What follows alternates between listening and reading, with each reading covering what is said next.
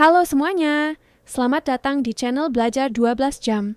Kali ini kita akan membahas salah satu tools paling penting di dunia data engineering, yaitu Apache Airflow. Jika kita bekerja dengan menggunakan data pipeline, ETL, atau workflow automation, Apache Airflow adalah tools yang wajib kamu kuasai. Di video ini, kita akan bahas dari dasar. 1.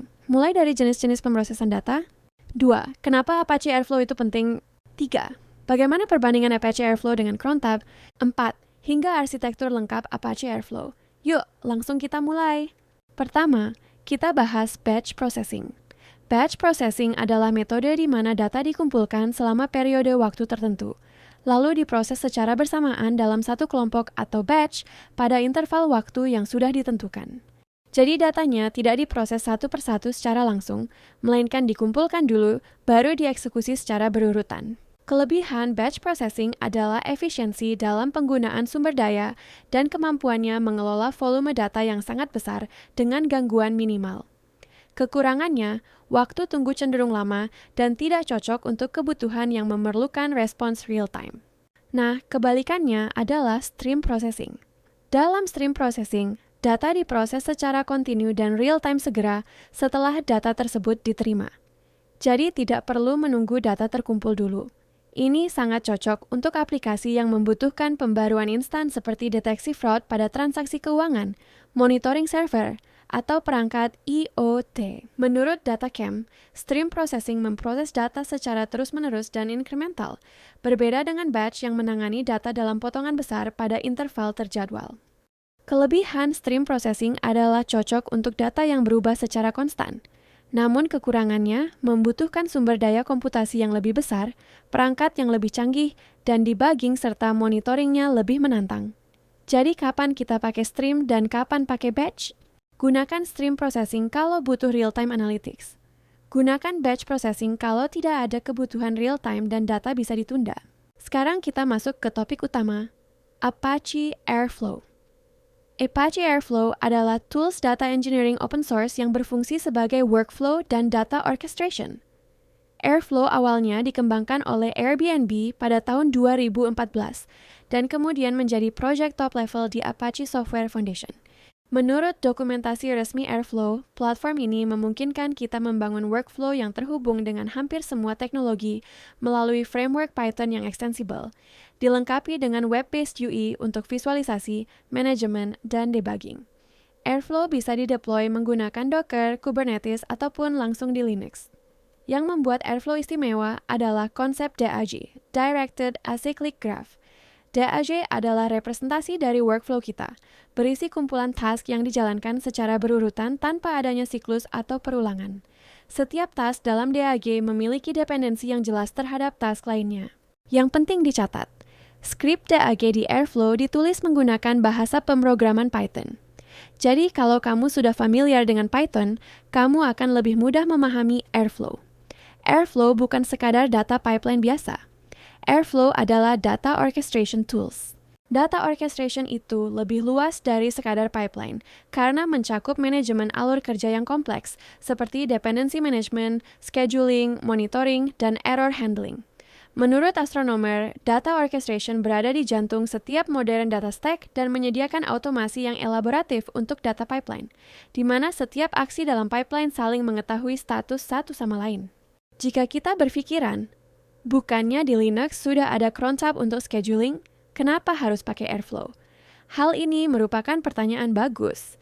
Memang Apache Airflow menggunakan konsep scheduler mirip crontab di Linux, tapi Airflow punya kelebihan yang jauh lebih banyak.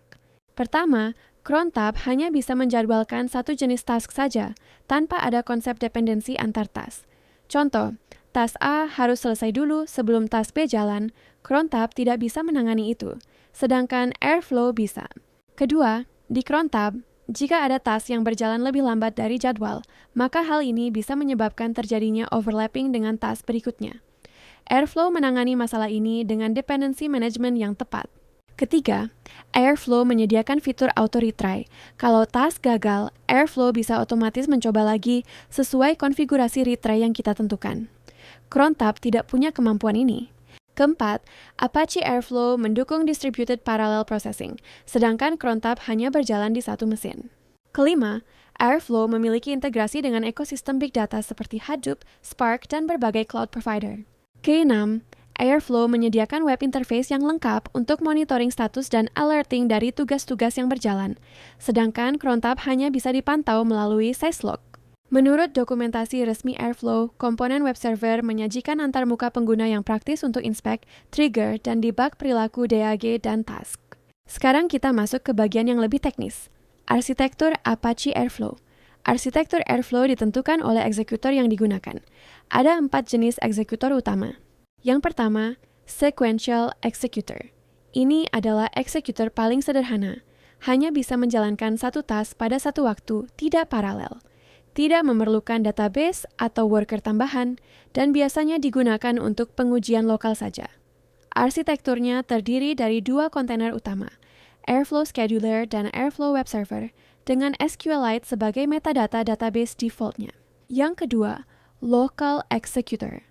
Arsitektur ini cocok untuk small-scale production, bisa menjalankan task secara paralel dalam satu mesin, dan tidak memerlukan worker tambahan seperti Celery.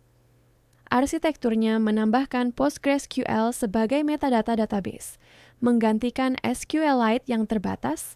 Yang ketiga, Celery Executor. Ini dirancang untuk enterprise dan large-scale production.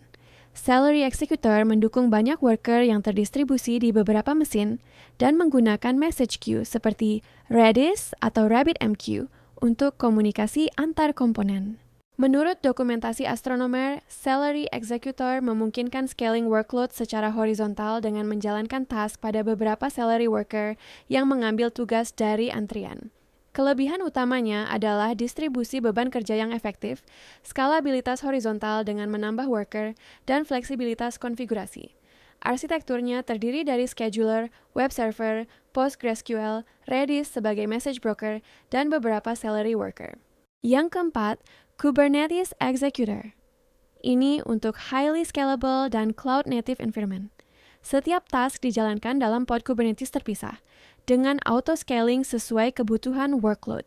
Menurut dokumentasi resmi Airflow, Kubernetes Executor memiliki keunggulan dibanding Celery Executor karena pod hanya dibuat saat diperlukan untuk eksekusi task, berbeda dengan Celery di mana worker berjalan terus-menerus. Cocok untuk deployment di cloud seperti AWS, EKS, GCP, GKE, dan Azure AKS. Pertama, metadata database. Arsitektur ini menyimpan semua informasi tentang data pipeline dan scheduling. Di development pakai SQLite, di production pakai MySQL atau PostgreSQL karena SQLite punya keterbatasan kapasitas dan concurrency. Kedua, scheduler node. Ini adalah jantung dari Airflow.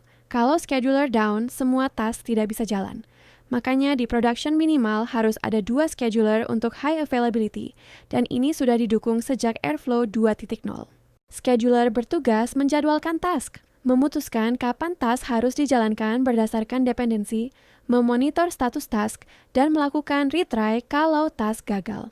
Ketiga, Web Server Node. Ini menyediakan UI berbasis web menggunakan Flask, framework Python yang ringan.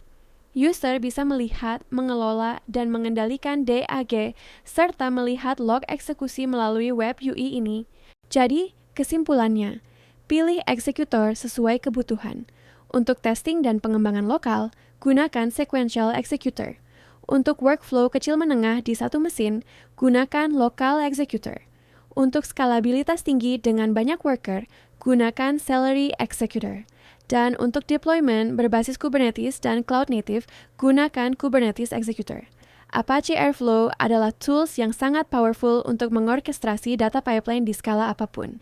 Dengan memahami arsitektur dan eksekutornya, kamu bisa memilih konfigurasi yang tepat sesuai kebutuhan proyekmu. Nah, itu dia pembahasan lengkap tentang Apache Airflow. Kalau video ini bermanfaat, jangan lupa like, share, dan subscribe. Kalau ada pertanyaan, tulis di kolom komentar ya. Sampai ketemu di video berikutnya. Terima kasih sudah menonton.